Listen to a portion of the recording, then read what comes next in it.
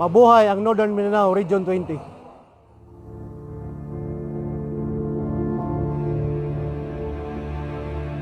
Kung tayo ay natin ng tama, kailangan gawin natin ang tama. Kasi kung mahal natin ang ating organization, we need to observe yung reality, yung tama.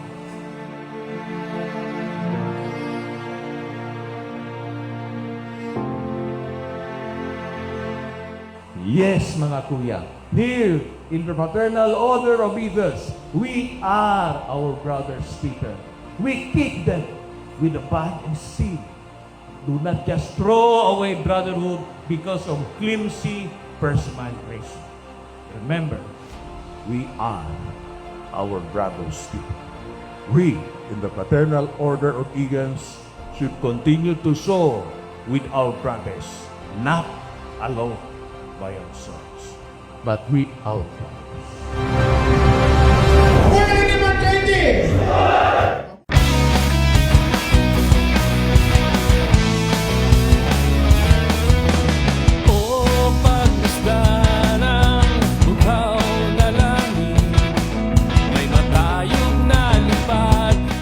Tonight, we did not just attend a ceremony. We created a legacy. A new region took flight. A region built in unity, on service, on strong brotherhood. Let us soar higher. Let us serve stronger. Let us lead with courage, compassion, and commitment.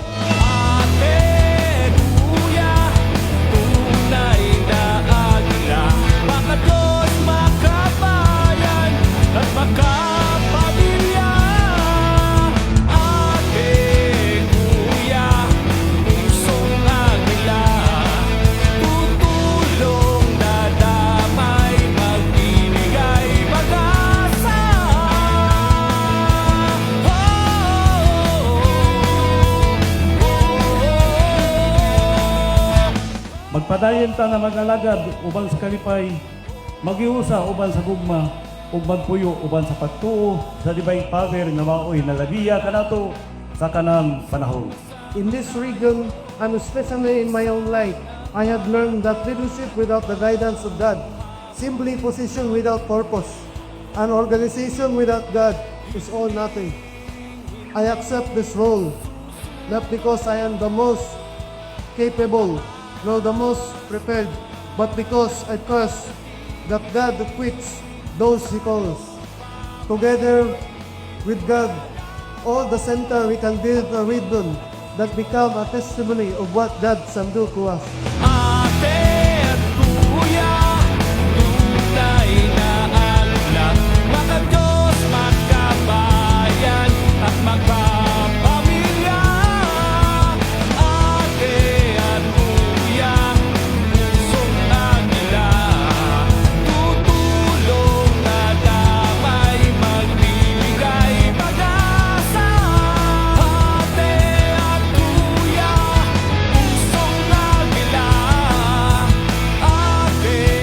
Let us continue our mission, our goal, humanitarian services.